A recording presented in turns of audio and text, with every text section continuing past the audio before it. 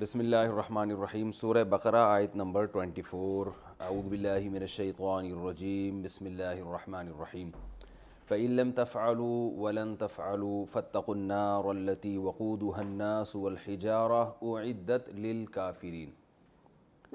بس اگر تم یہ کام نہ کر سکو اور ہرگز نہیں کر سکو گے، اس پر میں نے پچھلے لیکچر میں تفصیل بتائی تھی کہ اس کو جملہ معترضہ کہتے ہیں، کہ ایک کلام چل رہا ہے، اس کے درمیان میں ایک ایسا جملہ ہے جس کی اس کلام سے بظاہر یعنی جو ترکیبی مناسبت ہے وہ نہیں ہے۔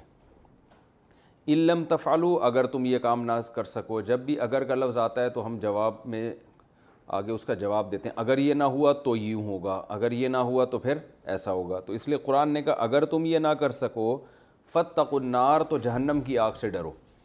تو درمیان میں ایک جملہ اس کے آ گیا ولن تفعلوا، تم ہرگز ایسا نہیں کر سکتے، اس کو جملہ معترضہ کہتے ہیں۔ یعنی اللہ نے درمیان میں خبر دے دی کہ اگر سے یہ وہم ہو سکتا تھا کہ شاید تم کر سکتے ہو، تو درمیان میں اللہ نے خبر دے دی کہ یہ ایسا ممکن نہیں ہے۔ فاتقوا النار، تو اس آگ سے ڈرو، التی، وہ آگ، وقودها الناس والحجارہ، جس کا ایندھن انسان اور پتھر ہیں، اعدت للکافرین، جو کافروں کے لیے تیار کی گئی ہے۔ اس کا ترجمہ ہو چکا تھا، اب میں اس کی تھوڑی تفسیر بیان کر رہا ہوں۔ تو اس میں اللہ تعالیٰ نے بتایا کہ یہ جو ہم تمہیں قرآن کے ذریعے نصیحتیں کر رہے ہیں تو وہم ہو سکتا ہے کہ یہ اللہ کا کلام ہے یا محمد صلی اللہ علیہ وسلم نے خود سے بنا لیا ہے، تو شیطان یہ وسوسے درمیان میں ڈال سکتا ہے۔ تو اللہ تعالیٰ نے فرمایا کہ اگر تمہیں شبہ ہے کہ یہ اللہ کے علاوہ کسی اور کا کلام ہے تو انسان کا ہے نا، پھر تو تم بھی تو انسان ہو، اور محمد صلی اللہ علیہ وسلم نے تو کہیں کسی مدرسے میں، کسی اسکول میں، کسی یونیورسٹی میں پڑھا نہیں ہے۔ تمہارے پاس تو پڑھے لکھے لوگ بہت ہیں جو عربی ادب سے واقف ہیں، جو شاعری میں کمال پیدا کیا۔ عرب میں بڑے بڑے شعراء تھے، اور شاعری میں تو عرب بہت یعنی کمال تھا، ان کو عبور تھا۔ تو اللہ نے فرمایا کہ تم تو اس سے زیادہ بلیغ کلام پھر کر سکتے ہوگے، اگر یہ انسانوں کا کلام ہے تو تم سارے مل کے جمع ہو کے تم بھی ایسا کلام لے کر آؤ۔ تو اگر نہیں کر سکتے تو پھر آگ سے ڈرو۔ کیا مطلب؟ پھر بھی تم اس کی انکار کر رہے ہو اس قرآن کا، تو آگ سے ڈرو جس کا ایندھن انسان اور پتھر ہے۔ تو یہ اس سے ثابت ہوتا ہے کہ قرآن کریم جو ہے یہ بلاغت کے اعلیٰ معیار پر ہے۔ پہلے تو یہ اچھی طرح سمجھیں کہ عربی میں بلاغت کہتے کس کو ہیں، کیونکہ آج لوگ کہتے ہیں نا کیا مطلب بھئی جیسا قرآن نہیں ہم بنا سکتے، بہت سے لوگوں نے تو کوشش کی ہے بنانے کی۔ تو خوب سمجھیں کہ سب سے خوبصورت کلام وہ کلام ہوتا ہے جس میں دو چیزیں ہوں، ایک فصاحت ہو اور ایک بلاغت ہو۔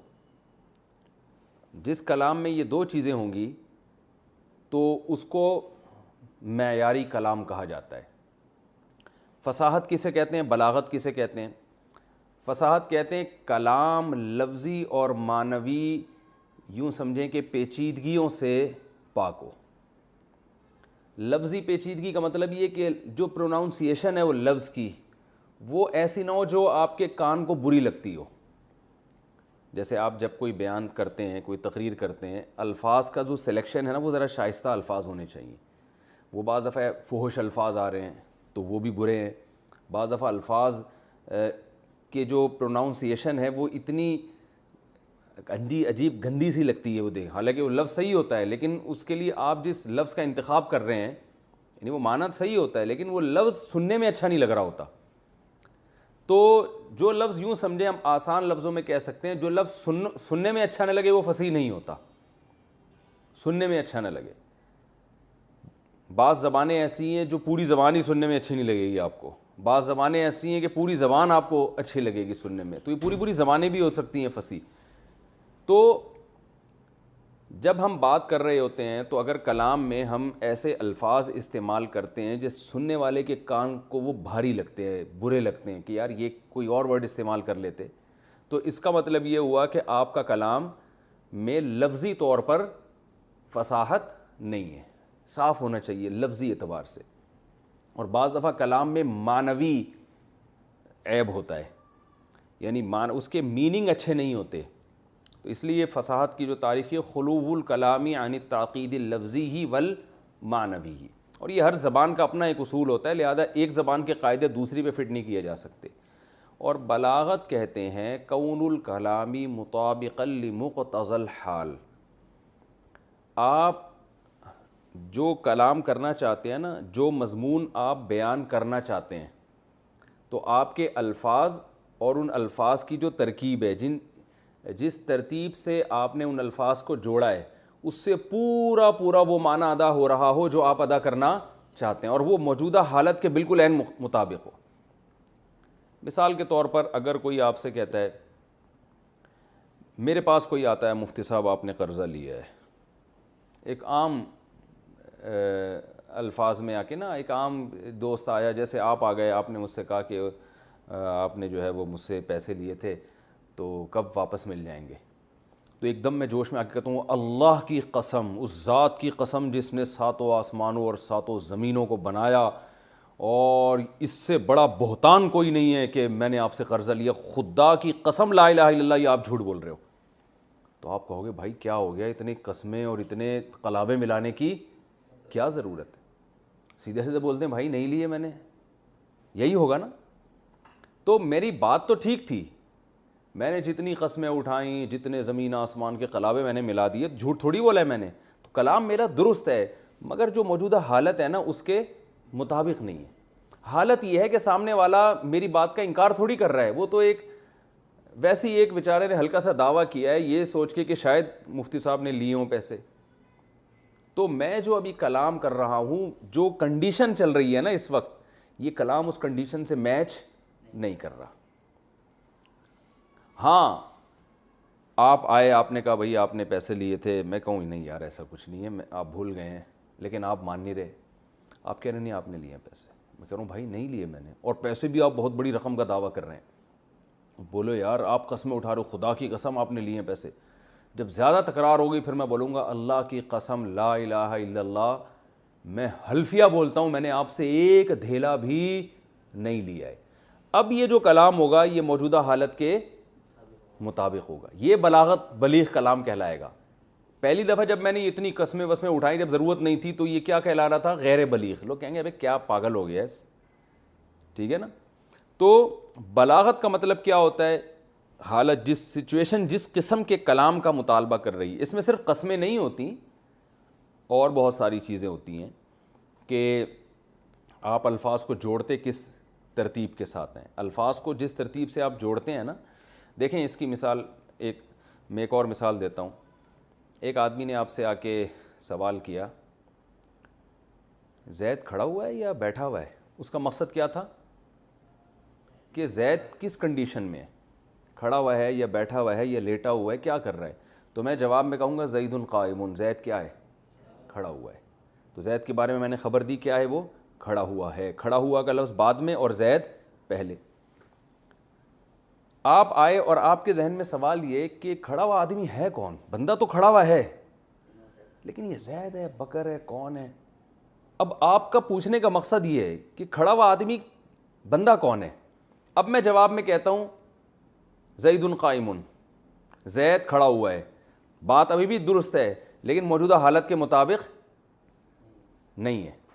القائم زید میں بولوں گا, ایسے موقع بولوں کھڑا ہوا آدمی کون ہے, زید ہے. اب میں کہوں گا زید کھڑا ہوا ہے, پہلے بھی بات درست تھی, اب بھی درست ہے, لیکن اس کے مطابق, سوال کے مطابق نہیں ہے, یا کنڈیشن جو چل رہی ہے اس کے مطابق نہیں ہے. تو یہ جو بلاغت ہے, بلاغ کہتے ہیں اپنی بات پہنچا دینا. تو بات کو پہنچانے کے 20 طریقے ہوتے ہیں سامعین تک. سب سے بہتر جو طریقہ ہے قرآن کا یہ دعویٰ ہے کہ وہ ہمارا ہے, اس سے بہتر طریقہ کوئی ہے ہی نہیں. یعنی خلاصہ کیا نکلا, قرآن نے جو کہا کہ اس جیسا کلام لے کر آؤ, تو کیا مطلب, الفاظ کی سلیکشن ایسی ہو جیسی قرآن کی ہے. معنوی تاکید بھی نہ ہو. معنوی کا مطلب اس کے مفہوم بہت مشکل ہو. معنوی میں نے بتایا نا, ایک لفظی تاکید عربی میں کہتے ہیں گرہ کو, لفظی گرہ بھی نہ ہو, معنوی گرہ میں اس کی, کیونکہ اہم ٹاپک ہے نا, اس کو تھوڑا سمجھانا پڑے گا. جب کسی چیز میں گرہ لگ جاتی ہے تو کتنی پیچیدگی ہوتی ہے نا, اسے بیٹھ کے کھول رہے ہوتے ہیں. اور ایک چیز ہوتی ہے جو سلجھی ہوئی, کھل گئی, خوابوں کی طرح تھا نہ خیالوں کی طرح تھا, وہ شخص ریاضی کے سوالوں کی طرح تھا, الجھا ہوا ایسا کہ کبھی کھل نہیں پایا, سلجھا ہوا ایسا کہ مثالوں کی طرح تھا. تو سلجھا ہوا کا اپوزٹ کیا ہے, الجھا ہوا, جو گرے لگ جاتی ہیں. تو کلام میں بعض دفعہ گریں ہوتی ہیں. وہ لفظی گرہ بھی ہوتی ہیں. لفظی کا مطلب سمجھ میں آ رہا ہے, لفظ کانوں کو اچھا نہیں لگ رہا, گاڑا لفظ ہے, بہت ہی عجیب سا برا لفظ ہے, مکروہ لفظ ہے, معنی حالانکہ بہت اچھا ہے اس کا. اور بعض مرتبہ لفظ صحیح ہوتا ہے, اس کا معنی اچھا, اس کا جو اصل ڈکشنری میں جو معنی ہے وہ معنی اچھا نہیں ہوتا. اچھا نہیں ہونے کا مطلب یہ کہ معنی سمجھ میں نہیں آ رہا ہوتا اس کا. اچھا نہ ہونا تو ایک الگ چیز ہے, یعنی مشکل لفظ آپ استعمال کرتے ہیں, آسان لفظوں میں یوں کہہ سکتے ہیں. اب جیسے وہی ہے نا, وہ حکیم صاحب کے پاس یہ خطوطان معدہ میں حالات خانہ جنگی سی ہو رہی ہے. ایک آدمی حکیم صاحب کے پاس گیا کہ غدودان یا پتہ نہیں خطوطان معدہ میں حالات خانہ جنگی سی ہو رہی. یہ پورا کلام ہی غیر فصیح ہے, اس لیے کہ حکیم صاحب کی سمجھ میں ایک لفظ بھی نہیں آیا, سارے مشکل الفاظ. تو اس سے کیا ہو رہا ہے, یہ حکیم کو ایسا لگ رہا ہے جیسے یہ کلام میں گرہیں بندی ہوئی ہیں, الجھا ہوا کلام ہے. تو گرہوں کی وجہ سے ہم یہ کہیں گے کہ حالانکہ خدودان معدہ بذات خود لفظ بہت اچھے ہیں, حالات بھی بہت اچھے, خانہ جنگی بھی بہت اچھے لفظ ہے, بڑا ایک اچھا لگ رہا ہے کانوں کو سن کے, لیکن مفہوم سمجھ میں نہیں آ رہا کہ ہے وہ کیا ہے. یہ معنوی پیچیدگی ہے اس کلام میں, یعنی اس کلام کے میننگ آسانی سے سمجھ میں نہیں آتے, بہت زیادہ غور کرنا پڑتا ہے یار یہ بول کیا رہا ہے آدمی. تو اس سے کیا ہوتا ہے کہ جیسے لوگ کہتے ہیں نا, بعض علماء کے بیانات ایسے ہیں, بڑی شائستہ اور بڑی زبردست اردو استعمال کرتے ہیں لیکن گاڑی اردو ہے, سمجھ میں نہیں آتی. تو آپ بتاؤ ان علماء کا پھر اثر ہوگا؟ آپ کا ٹیچر ایسی زبان میں آپ سے بات کر رہا ہے جو آپ کی سمجھ میں ہی نہیں آ رہی, یعنی بہت گاڑے الفاظ استعمال کر رہا ہے, تو آپ تھکنا شروع ہو جاؤ گے. تو ایسی تھکاوٹ جس کلام سے پیدا ہو رہی ہو, ہم کہتے ہیں اس کلام میں فصاحت نہیں ہے. تو قرآن میں کوئی لفظ ایسا نہیں ہے جس کی پروناؤنسیشن آپ کو کانوں کو لگے بری, اور کوئی لفظ ایسا نہیں ہے جس میں گاڑی عربی استعمال ہوئی ہو. آپ کو پتہ ہے عرب لوگ, یعنی ہم جب عربی گرامر پڑھتے ہیں نا مدرسوں میں, تو سب سے پہلے ہمیں قرآن سمجھ میں آنا شروع ہو جاتا ہے, کیونکہ سب سے آسان عربی کس کی ہے؟ قرآن کی. انتہائی آسان ہے, کوئی مشکل ورڈ ہے ہی نہیں. پھر اس کے بعد حدیث تھوڑی مشکل ہے, جب ہم حدیث پڑھتے ہیں تو اس کے لیے ہمیں دیکھنا پڑتا ہے, اس کے وکیبس سمجھنا پڑتی ہیں, اور اس سے زیادہ مشکل پھر فقہ ہے, اور پھر عربی ادب کی کتابیں تو بہت ہی مشکل ہیں.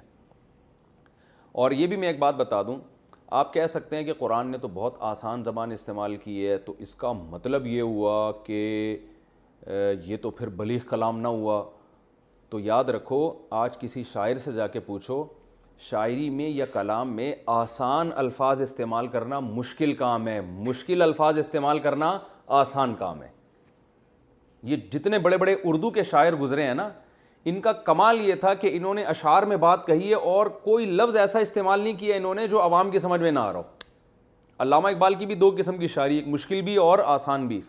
علامہ اقبال کی وہ شاعری جو مشکل ہے, اگر علامہ اقبال زندہ ہوتے نا, آپ ان سے پوچھتے کہ جو مشکل شاعری ہے آپ کی, جو عوام کے لیے مشکل ہے, وہ آپ کے لیے بھی مشکل تھی, تو وہ جواب میں کہیں گے جو میری مشکل شاعری ہے نا وہ میرے لیے آسان تھی, اور جو آسان شاعری ہے وہ عوام کے لیے مشکل ہے لیکن میرے لیے آسان شاعری جیسے عوام کے لیے تو آسان ہے لیکن میرے لیے کیا ہے, وہ مشکل ہے. تو مشکل آسان الفاظ میں اپنی بات کو ڈیلیور کرنا یہ مشکل کام ہے. اس کے لیے آپ کے پاس وکیبس کا بہت بڑا ذخیرہ ہونا چاہیے, جس میں آپ کو پتا ہو کہ میں جب یہ بات کہوں گا تو یہ لفظ بھی ہے, یہ لفظ بھی, یہ مشکل ہے اور یہ کیا ہے, آسان ہے. جو جس کے پاس اتنا ذخیرہ نہیں ہوتا نا, وہ پھر مجبور ہوتا ہے مشکل الفاظ لانے پر, کیونکہ اس کے پاس اپنی بات کو ادا کرنے کے لیے کوئی دوسرا آلٹرنیٹ لفظ ہوتا نہیں ہے. اور پھر وہ ایسا لفظ بھی ہو نا جو اس کلام میں ایڈجسٹ بھی تو ہو جائے, صرف وکیب ہونا کافی نہیں ہے نا, وہ اس جملے میں اس نے رکھنا بھی ہے. تو قرآن کا یہ کمال ہے کہ قرآن نے بہت آسان الفاظ میں, بہت آسان مثالوں کے ذریعے اپنی بات کو سمجھائے. اچھا, ایک اور اس کی میں مثال دوں کہ آپ یہ دیکھیں, جو لوگ جس زبان پر قدرت رکھتے ہیں وہ اس زبان میں جب اسپیچ کرتے ہیں تو لوگوں کو آسانی سے سمجھ میں آتی ہے. اس کی وجہ کیا ہے, انہیں اس زبان پر قدرت ہوتی ہے, اور جو اس زبان کو سیکھ کے اسپیچ کرتے ہیں وہ آسانی سے سمجھ میں نہیں آتی. اس کی وجہ کیا ہے, انہوں نے اس زبان پر قدرت نہیں ہوتی, نہ ہونے کی وجہ سے مشکل الفاظ لا رہے ہوتے ہیں وہ, یعنی قدرت نہیں ہوتی نا, اس کی وجہ سے وہ کیا لا رہے ہوتے ہیں, مشکل الفاظ. اب جیسے میں ایک لفظ استعمال کرتا ہوں, یار یہ چیز مارکیٹ سے شارٹ ہے. اب مارکیٹ سے شارٹ کا جب لفظ ہم نے استعمال کیا نا, یہ چیز مارکیٹ میں کیا ہے, میں بہت بولتا ہوں نا کہ مارکیٹ میں کیا چل رہی ہے, شارٹ چل رہی. اب یہ چل رہی ہے یا شارٹ, یہ بہت آسان الفاظ ہیں نا. یہ جو پیدائشی اردو اسپیکنگ نہیں ہوگا اس کے لیے یہ الفاظ استعمال کرنا مشکل ہوگا. نہیں آ رہی بات میرا خیال ہے. یا جو اردو ماحول میں 24 گھنٹے نہیں رہا ہوگا, اسے پتہ ہے کہ عوام کے پاس اپنی بات کو سمجھانے کے لیے آسان سے آسان لفظ کون سا ہے, اور جو اردو کتابوں سے پڑھ کر آئے گا وہ وہی بات کرے گا. جو ایک عالم تھے, ایک بیان کر رہے تھے, میرے دوست بھی تھے, وہ کہنے لگے میں نے ایک ایسی چیز دیکھی کہ میں انگشت بدندہ ہو گیا. تو میں جب ان کے پاس گیا میں نے کہا حضرت آپ کیا ہو گئے؟ کہنے لگے انگشت بدندہ. میں نے کہا یہ کیا ہوتا ہے؟ کہتے ہیں انگشت انگلی کو کہتے ہیں, بدندہ کا مطلب دانتوں کے اندر. میں نے حیران ہو گیا. تو میں نے کہا یہ بولتے ہیں بھائی میں حیران ہو گیا. تو کیا ہے زبان پر ہم سمجھتے ہیں بڑی اچھی اردو بول رہا ہے, یہ اچھی نہیں ہے. یہ اچھی اس اعتبار سے ہے کہ پڑھا لکھا آدمی ہے, پڑھے لکھے لوگ اس طرح کی زبان استعمال کرتے ہیں, ذرا ادبی زبان. وہ ایک اور لحاظ سے اس میں حسن ہے کہ پڑھے لکھے لوگوں کی زبان اس طرح ہی ہوتی ہے, وہ ذرا گاڑے گاڑے الفاظ استعمال کرتے ہیں. لیکن اپنی بات کو اگر آپ سمجھانا چاہتے ہیں, لوگوں کے دلوں میں اتارنا چاہتے ہیں, اس میں اٹریکشن پیدا کرنا چاہتے ہیں, تو آپ کو بالکل عوام کی سطح پہ آ کے آسان سے آسان لفظ استعمال کرنا پڑے گا جو پبلک کے عام محاوروں میں استعمال ہو رہا ہے. سمجھ میں آ رہی ہے کہ نہیں آ رہی ہے؟ تو قرآن کا یہ کمال ہے کہ اس نے الحمد سے لے کے والناس تک کوئی ایک لفظ بھی ایسا استعمال نہیں کیا جو سننے میں لگے آپ کو کہ یہ کیا عجیب و غریب سا لفظ ہے. عرب کو, دوسری زبانوں کا اعتبار نہیں ہے, کسی عربی بولنے والے کو لگے کہ یہ کیا ہے, مشکل لفظ ہے. اور ایسا بھی کوئی لفظ استعمال نہیں کیا جس میں معنوی لحاظ سے کیا ہو, پیچیدگی کے وہ عرب لوگ ڈکشنریاں تلاش کر رہے ہوں یا یہ غور کر رہے ہوں یار یہ کیا لفظ استعمال کیا. بہت آسان. اور کمال یہ کہ اتنی آسان الفاظ اور اتنی آسان یعنی زبان کو ایسی ترکیب میں جوڑا ہے کہ بات جو ہے فوراً دل میں اتر جاتی. یعنی جو موجودہ حالت ہے اس کے بالکل عین مطابق ہے. اتنے عین مطابق ہے کہ قرآن یہ دعویٰ کرتا ہے کہ موجودہ حالت میں اس قسم کے مضمون کو بیان کرنے کے لیے اس سے اچھے الفاظ اور ایسی خوبصورت ترکیب, یعنی الفاظ کو جو جوڑا جاتا ہے, اس سے بہتر سلیکشن ہو نہیں سکتی کسی کی. تو اب یہ جو قرآن دعویٰ کر رہا ہے نا, یاد رکھو یہ دعویٰ اہل زبان ہی سمجھ سکتے ہیں.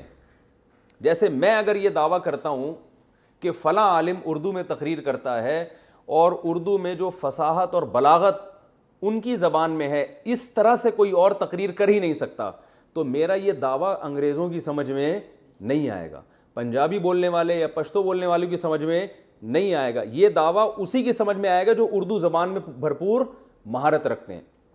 سمجھ میں آ رہی بات؟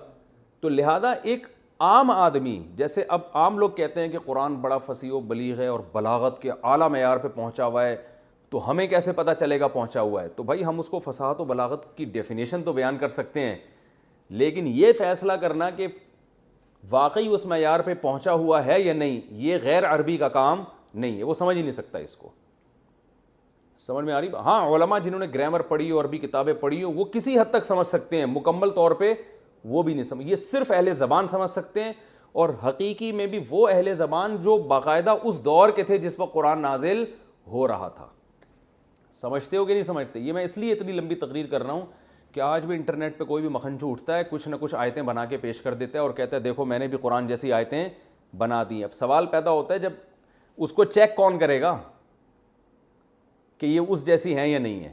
تو اب یہ دعویٰ, یعنی یہ دعویٰ قرآن مجید کا ایسا ہے کہ جب قرآن نے یہ دعویٰ کیا تو اس وقت جتنے عرب تھے وہ اس ہتھیار ڈال دیے تھے انہوں نے. تو قرآن کا یہ دعویٰ اس وقت ثابت ہو چکا ہے, اب کسی کو فنڈر بننے کی ضرورت نہیں ہے. اب اگر کوئی کہتا بھی ہے نا کہ میں بنا سکتا ہوں, تو بھائی اب کوئی چیک کون کرے گا کہ آپ نے جو بنایا یہ قرآن جیسا ہے بھی کہ نہیں ہے؟ یہ کون چیک کرے گا؟ ہو سکتا ہے کچھ عرب کے بڑے ماہر لوگ ہوں جو بالکل اسی زبان میں بات کرتے ہوں جو نبی صلی اللہ علیہ وسلم کے دور میں تھی, وہ چیک کر سکتے ہوں گے. لیکن ایک عام آدمی, میں چیک نہیں کر سکتا, آپ چیک نہیں کر سکتے. یہ کچھ اندازہ تو ہو جاتا ہے, جن لوگوں نے آیتیں بنا کے پیش کی ہیں نا, وہ حقیقت یہ ہے کہ پتہ چل جاتا ہے کہ ان میں جان نہیں ہے, ان میں دم نہیں ہے.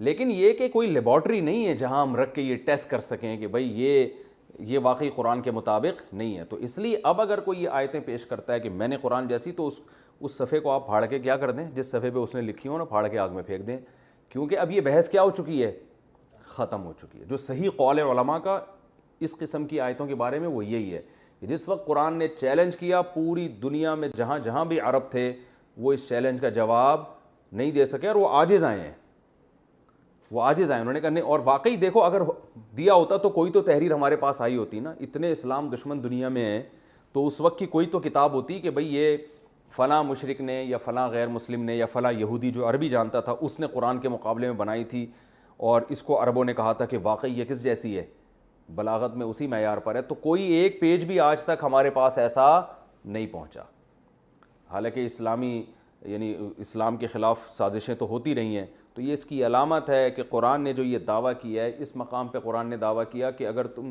اس جیسا کلام بنا کے لے آؤ، ایک جگہ پہ دعویٰ کیا کہ اس جیسی صورت بنا کے لے آؤ، اور ایک جگہ قرآن نے دعویٰ کیا کہ ایک آیت بنا کے لے آؤ، تو کوئی نہ ایک آیت بنا سکا، نہ ایک صورت بنا سکا، نہ اس جیسی دوسری کتاب بنا سکا۔ اب اگر کوئی اٹھ کے کہتا ہے تو ہم کہتے ہیں بھائی جب یہ رنگ میں جب پہلوان کوئی دعویٰ کرتا ہے نا کوئی میرے مقابلے میں آئے، اس وقت کوئی مقابلے میں نہیں آیا، تو یہ 6 مہینے بعد جا کے اس دعوے کو چیلنج کرنا یہ حماقت اور بے وقوفی ہے۔ جب اس کو سمجھنے والے موجود تھے بلاغت کے ان اصولوں کو، اس وقت ساری دنیا عاجز آ گئی تھی۔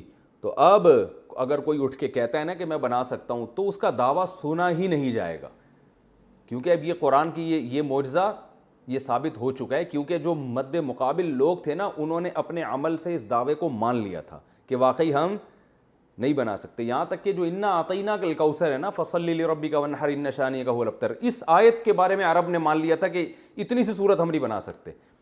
تو اس لیے اب یہ دعویٰ کرنا کیا ہے، فضول ہے۔ تو میں نے جو بلاغت اور فصاحت کے اصول تو بیان کر دیا آپ کو، لیکن یہ اصول جس زبان پہ چسپاں ہو رہے ہیں تو اس میں آپ کو اس زبان کا، اس کے انوائرمنٹ کا اور اس کے ماحول سے واقف ہونا ضروری ہے۔ تو آپ اسی زبان میں پیدا ہوں گے تو آپ کو اندازہ لگا سکتے ہو، کیونکہ یہ اصول کوئی ایسے ریاضی کے 2 اور 2 4 کی طرح نہیں ہے کہ آپ کیلکولیٹ کرو کہ 2 اور 2 = 5، تو یہ غلط ہے، بلکہ 2 + 2 = 4 ہوتا ہے۔ تو ایسے اصول نہیں ہیں جیسے میں کہوں کہ ایک عام انگریز کو لا کے بٹھا دیں کہ اردو میں یہ جو تقریر کر رہا ہے یہ زیادہ اٹریکٹیو ہے، یا یہ جو تقریر کر رہا ہے یہ زیادہ اٹریکٹیو ہے، تو کہے گا بھائی یہ تو جو پیدا ہوا ہو اردو زبان بچپن سے بول رہا ہو اور سارا چاروں طرف وہی ماحول ہو، وہی آپ کو بتا سکتا ہے، کوئی دوسرا نہیں بتا سکتا۔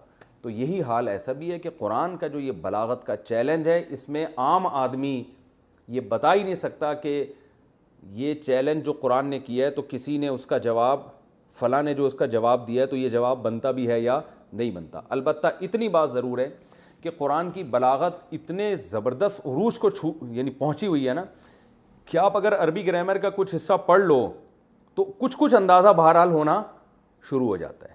یعنی بلاغت کے ایسے مقام پر ہے کہ اگر آپ کو تھوڑی سی عربی سے شد بدھ ہو جائے نا تو اتنا تو اندازہ ہو جاتا ہے کہ یار یہ کلام میں اٹریکشن بہت زیادہ ہے، اس کی آیتوں میں یعنی مٹھاس بہت ہے اور کانوں کو اچھی لگتی ہیں۔ بلکہ میں تو کہتا ہوں جن کو ترجمہ نہیں بھی آتا نا وہ بھی جب قرآن پڑھتے ہیں تو اتنا تو فیصلہ وہ بھی کر لیتے ہیں اس میں تاکید لفظی نہیں ہے۔ یہی قرآن اگر کسی اور زبان میں ہوتا نا تو اتنی مٹھاس اس میں نہ ہوتی، یعنی کسی اور زبان میں کسی اور کا کلام ہوتا۔ تو اللہ کا کلام ہے تو الفاظ بھی ایسے ہیں جس کانوں کو سن کے کیا مزہ آتا ہے۔ نہیں لوگ حرم، وہ امام حرم کی تلاوت لگا کے بیٹھے ہوتے ہیں، کوئی قاری عبد الباسط کی تلاوت لگا کے بیٹھا ہوتا ہے، حالانکہ سمجھ میں نہیں آ رہا ہوتا، پھر مزہ پھر بھی آ رہا ہوتا ہے۔ اور رہا یہ کہ اٹریکشن کتنی ہے تو وہ دیکھ لو آپ، اس میں کتنے بڑے بڑے سخت دل لوگ اس سے پگھل گئے ہیں، اور آج بھی لوگ قرآن پڑھ کے روتے ہیں، تو اس کا مطلب اٹریکٹ کر رہا ہوتا ہے نا، اثر کر رہا ہوتا ہے ان کے اوپر۔ جن پہ نہیں کر رہا ہوتا قرآن نے ان کے بارے میں بتایا ان کے دل کیا ہو چکے ہیں، پتھر بن چکے ہیں، سخت ہو چکے ہیں۔ اور پھر قرآن نے ان کی بھی مثالیں دی ہیں پتھروں سے، وہ مثالیں خود بلاغت کے اعلیٰ اصولوں پر قائم ہیں۔ ابھی ہم نے جو مثال پڑھی تھی او کصیب من السماء فیہ ظلمات ورعد وبرق، یہ تو میں نے مثال کو اردو میں ڈیفائن کیا نا، اس لیے مزہ نہیں آیا آپ کو، کیونکہ جب مثال کو جب سمجھایا جاتا ہے تو مزہ تھوڑی آتا ہے۔ ایسے ہی جیسے لطیفے کی آپ تشریح بیان کر رہے ہیں تو تھوڑی ہنسی آئے گی، مثال اسی زبان میں جب آپ سمجھیں گے نا، جب آپ کو عبور حاصل ہو جائے تو آپ کو پتہ چلتا ہے کہ یہ مثال کتنی جاندار ہے۔ او کصیب من السماء فیہ ظلمات ورعد وبرق یجعلون اصابعهم فی آذانهم من الصواعق حذر الموت یکاد البرق یخطف ابصارہم کلما اضاء لہم مشوا فیہ واذا اظلم علیہم قاموا. یہ بڑی جاندار مثال ہے, بڑا پڑھنے میں سننے میں مزہ آتا ہے اس مثال میں. تو خیر اللہ نے فرمایا کہ تم اس جیسا کلام بنا کے لاؤ, اگر نہیں لا سکتے تو اس آگ سے ڈرو. خود نبی کا معجزہ ہے کہ ایک لفظ بھی آپ نے کبھی زندگی میں نہیں لکھا مگر ایسا کلام پیش کر دیا کہ چیلنج کر رہے ہیں کہ اس جیسی آیت لے کر آؤ, مگر کوئی اس زمانے میں اس چیلنج کو قبول نہیں کر سکا اور یعنی اس کا جواب نہیں دے سکا.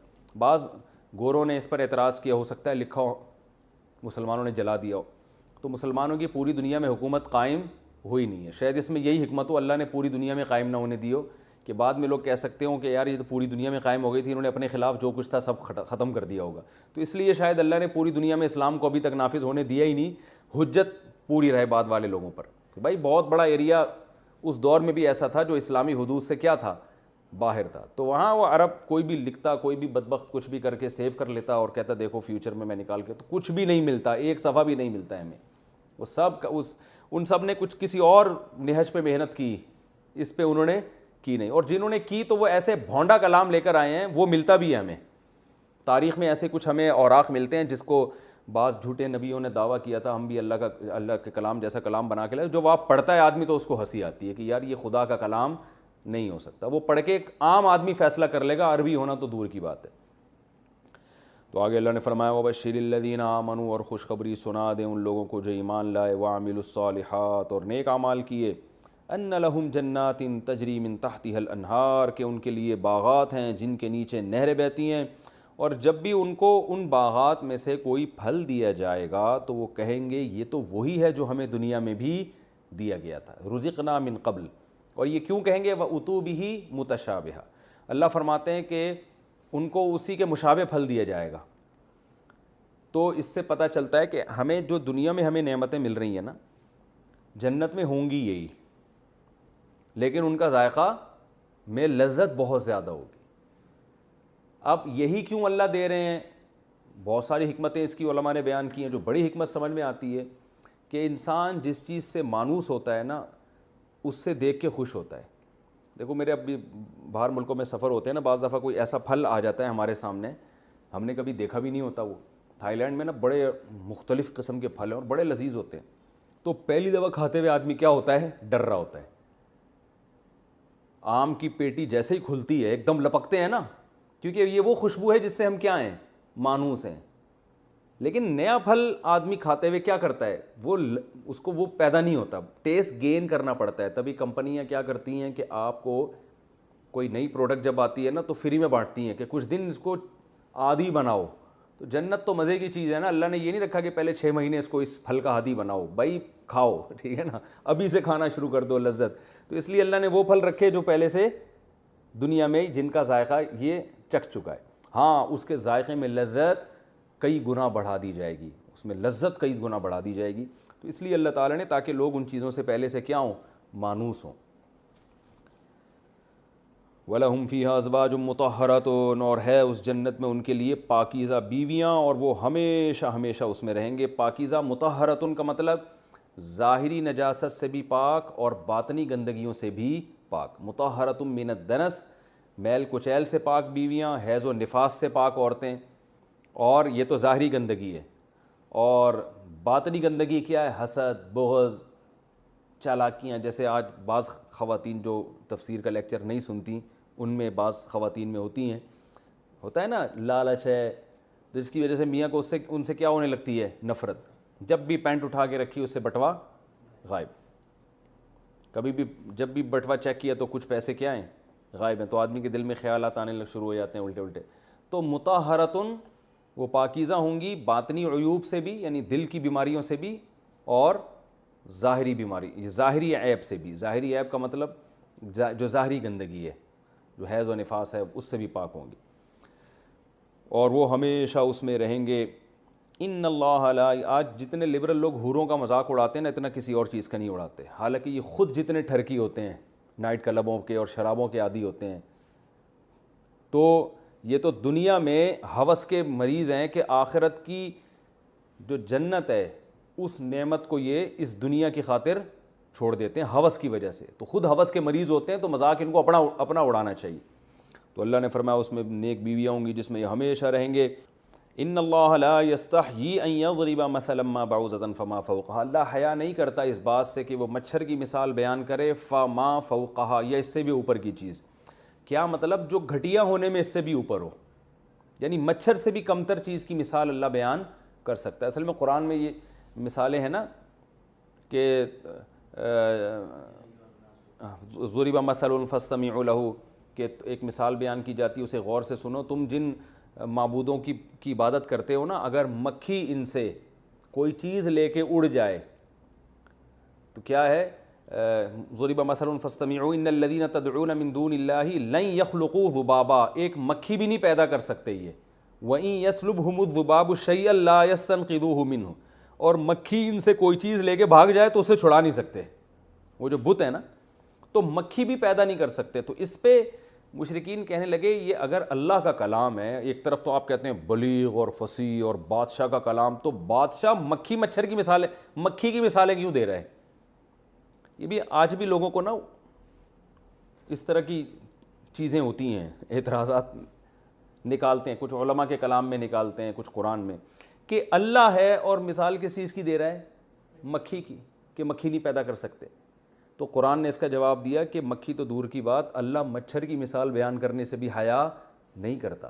یہ حیا نہ کرنا ہمارے زبان میں اللہ نے بات کی ہے نا ہم سے, ہمیں شرم آتی ہے نا چھوٹی چھوٹی مثالیں دیتے ہوئے. تو فما فوقہا, بلکہ مچھر سے بھی کوئی گھٹیا چیز ہو تو اس کی بھی اللہ مثال دے گا. اس لیے کہ وہ جو مثال ہے نا, وہ تم مچھر کی اور مکھی کی شکل کو دیکھ کے گھٹیا ہونے کا فیصلہ کر رہے ہو. جو اللہ نے دعویٰ کیا ہے نا کہ تم مکھی پیدا نہیں کر سکتے, اس دعوے کو نہیں دیکھ رہے کہ واقعی مکھی اور مچھر اللہ کی قدرت کے بہت بڑے شاہکار ہیں. میں نے یہ آیت کے پہ نا مچھر پہ تحقیق کی تھی. اس آیت کی ایک جگہ میں نے تفسیر بیان کی, تو مچھر کے بارے میں میں نے بڑی تحقیق کی کہ اللہ نے مچھر کو اتنا ہائی لائٹ کیوں کیا قرآن مجید میں. حالانکہ مچھر کیسا جانور ہے, بیکار سا. تو پتہ چلا بھائی مچھر بھی عجیب چیز ہے بھائی. کم بہت 100 یا 400 آنکھیں ہوتی ہیں اس کے, اتنی سی کھوپڑی میں دماغ بھی ہے اور اس میں 100 آنکھیں ہیں, کم سے کم 100 آنکھیں جن سے وہ ہر طرف دیکھ رہا ہوتا ہے. پھر اس کا ایسا عجیب و غریب سسٹم ہے, جب یہ مچھر کی مادہ آ کے خون چوستی ہے نا, یہ خون چوسنے کا پروسیس ہی بڑا عجیب ہے. یہ تو ایسا لگتا ہے کوئی بڑا میڈیکل کالج میں پڑھا ہوا ہو جس کو پتا ہو کہ ٹیکا لگاتے کیسے ہیں, تکلیف سے کیسے بچانا ہے, پھر کھینچنا کیسے ہے, پھر کون سے کیمیکل چھوڑنا ہے, جیسے ڈاکٹر نہیں کر رہے ہوتے. ایک ایک چیز جانتا ہے یہ کمبخت. تو کیا مچھر کی مادہ کیا کرتی ہے, وہ جب آپ کے بیٹھے گی نا, بیٹھتے ہی سب سے پہلے تو سوئی گھسیڑے گی اندر.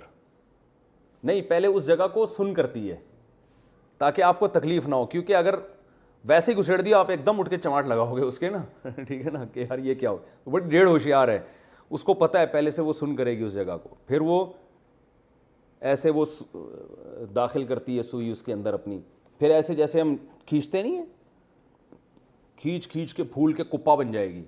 پھر وہاں کیا کرتی ہے, کچھ ایسا کیمیکل چھوڑتی ہے جس سے خون جم جائے وہاں پہ, کیونکہ اگر وہ خون بہنا شروع ہو جائے تو پھر لوگ تو مچھروں کے خلاف گنوں اور توپوں سے جہاد شروع کر دینا کہ یار ہمارا تو خون. وہ عجیب کام کرتی ہے کہ جس سے وہ کیمیکل لگاتی ہے جس سے کیا ہو جاتا ہے, خون وہاں جم جاتا ہے. ہمیں جو بعد میں خارش ہوتی ہے نا, وہ اس کیمیکل کی وجہ سے ہوتی ہے, اور اس وقت تک مچھر خون پی کے جا چکا ہوتا ہے, ہمیں اس وقت تو پتہ ہی نہیں چل رہا ہوتا. اور بھی ہے, مجھے پوری تحقیق یاد نہیں ہے, آپ نیٹ پہ سرچ کر سکتے ہیں. تو مچھر کوئی معمولی چیز نہیں ہے. تو اللہ نے فرمایا کہ اللہ اس بات سے بالکل حیا نہیں کرتا. جیسے یہ ایسے ہی ہے جیسے ہم کوئی دعویٰ کریں نا, ابے بھائی یہ مشین میں نے بنائی ہے تو تم بھی ایسی مشین بنا کے دکھاؤ. اگلا کہتا ہے ابے کیا بنا دیا تم نے یار. تو میں شرمندہ ہوتا ہوں یار, کسی اور چیز کی مثال دے دیتا. لیکن مجھے پتہ ہے, اتنا کانفیڈنس ہے کہ میں نے جو مثال دی ہے نا, اس کا باپ بھی ویسی چیز نہیں بنا سکتا. تو میں شرمندہ نہیں ہوں گا, بلکہ میں کہوں گا بھائی میں نے جو چیلنج کے لیے اپنی پروڈکٹ آپ کے سامنے پیش کی ہے, میں اس پہ ذرہ برابر بھی شرمندہ نہیں ہوں. تو بالکل یہی انداز کس کا ہے, قرآن مجید کا, کہ ہم نے جو مکھی کی مثال دی ہے, مکھی دور کی بات, اللہ کہتے ہیں مکھی کو اور چھوٹا کر لو, مچھر پہ آ جاؤ, ٹھیک ہے نا. تو مچھر کی مثال دیتے ہیں, تم مچھر بنا کے دکھا دو. تو یہ نہیں تم سے بن سکتا، اور اللہ اس سے شرمندہ نہیں ہے. اپنی جو اللہ نے مثال دی تھی نا مکھی کی، اللہ اس میں شرمندہ نہیں ہے، کیونکہ تم بنا نہیں سکتے. بہت یعنی پیچیدگی ہیں اس میں. اگر بنائے گے تو کلوننگ کے ذریعے نا، وہی اسی کے سیل لے کے، وہ تو پہلے سے ایک بنی بنائی چیز ہے، اسی کو گرو کیا جا رہا ہے، تو خود سے نہیں بنا سکتے تم.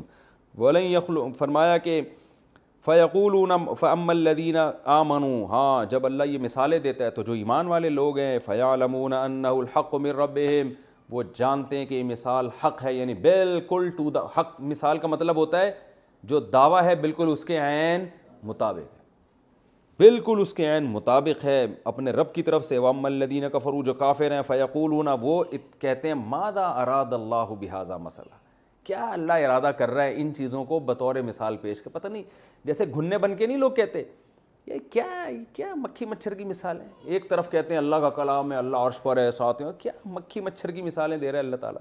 مثالیں دے سورج چاند کی تو سمجھ میں آتا ہے. تو اللہ فرماتے ہیں کافر ایسے توہین کرتے ہیں. فرمایا یضل بہ کثیرا، اللہ ان مثالوں کے ذریعے بہت سوں کو مزید گمراہ کر دیتا ہے. یعنی وہ اور دین سے دور ہو گئے نا کافر، یہ مثالیں سن کے بجائے قریب آنے کے کیا ہو گئے، دور ہو گئے. تو اللہ نے ان کو گمراہ کر دیا. تو اللہ گمراہ زبردستی نہیں کرتا، کسی کی اپنی حرکتوں کی وجہ سے کرتا ہے، کیونکہ وہ اس پر صحیح طرح سے سوچنے کے لیے تیار، پازیٹیو وے میں سوچنے کے لیے تیار ہی نہیں ہے، اس لیے اللہ ان کو گمراہ کر دیتا ہے. تو اس میں ہم گمراہی کی نسبت اللہ کی طرف کا مطلب یہ نہیں کہ اللہ ظالم ہے، بلکہ اور اس سے ہمیں یہ بھی پتہ چلتا ہے کہ بعض چیزیں ایسی ہوتی ہیں جو ہوتی ہدایت کی ہیں، مگر آپ اپنی نیگیٹو سوچ کی وجہ سے ان چیزوں سے ہدایت حاصل کرنے کے بجائے اور گمراہی میں چلے جاتے ہیں، تو وہ آپ کا اپنا قصور ہوتا ہے. بعض تقریریں ایسی ہوتی ہیں علماء کی جس میں ہدایت بھری ہوئی ہوتی ہے، اس سے لوگوں کو توبہ کی توفیق مل رہی ہوتی ہے، لیکن آپ ان کی وجہ سے بجائے سیدھے راستے پہ آنے کے دور. ابھی مولانا طارق مل صاحب کا بیان نہیں ہوا تھا جس میں رو رو کے دعائیں مانگی تھی انہوں نے وبا کے ختم، کتنے لوگوں کے دل پگھل گئے اس سے، اللہ کا خوف. ایک ایتھیسٹ کو میں نے دیکھا مذاق اڑا رہا ہے، کہہ رہے یہ دیکھو ناٹک کر رہے ہیں، ناٹک کر رہے ہیں. بھائی ناٹک ایسے نہیں ہوتا. تو آپ کو تو آپ کا دل پگھل جانا چاہیے تھا، دیکھو یار جو اللہ کا خوف رکھنے والوں کی یہ کنڈیشن ہوتی ہے. تو ہر ہدایت کی چیز بعض دفعہ وہ ہدایت کے بجائے بعض لوگوں کے حق میں اور زیادہ گمراہی کا سبب بن جاتی ہے. تو اللہ فرماتے ہیں اللہ بھی اس قرآن کے ذریعے بعض لوگوں کو گمراہ کر دیتا ہے.